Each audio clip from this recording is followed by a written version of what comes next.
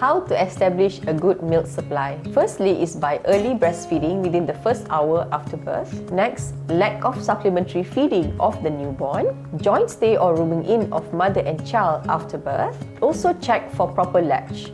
Make sure your baby's mouth is open wide like a yawn before they latch onto your breast. Feeding on demand. Attach the baby to the breast for any reason. Let him breastfeed whenever he wants and for as long as he wants. Let your baby dictate the breastfeeding frequency and length of time for each feed. Co-sleeping. With this arrangement of sleep, parents can sleep better as it makes nursing easier. However, practice safe co-sleeping. Practice skin to skin. For the first few weeks, your chest is the best place for your baby to adjust to the outside world. Night feedings are very important for good milk production. An exclusively breastfed baby does not need to be supplemented with water. If the baby is thirsty, baby should be attached to the breast more often. Additional pumping is not needed.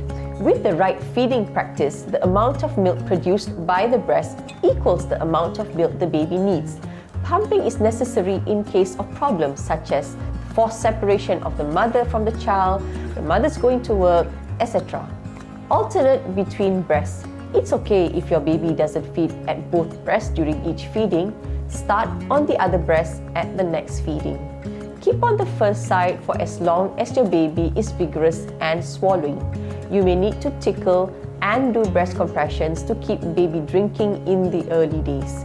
If your baby is still hungry, offer the second side. Then start with that side for the next feeding. Do breast compressions.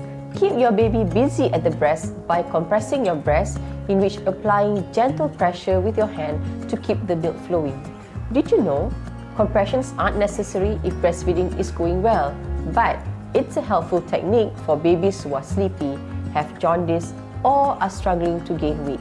Avoid pacifiers and bottles for the first 3 to 4 weeks. They might decrease your milk supply. You need to frequently empty your breasts to establish your supply. Plus, babies suckle differently on artificial nipples. They can cause the problems including insufficient amount of milk, sore nipples, and anxiety under the breasts.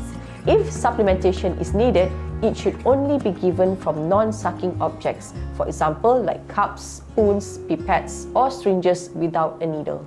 Follow your instincts, trust your heart, and watch your baby. Don't be so focused on the numbers, whether ounces or minutes. Tune in to your intuitive side.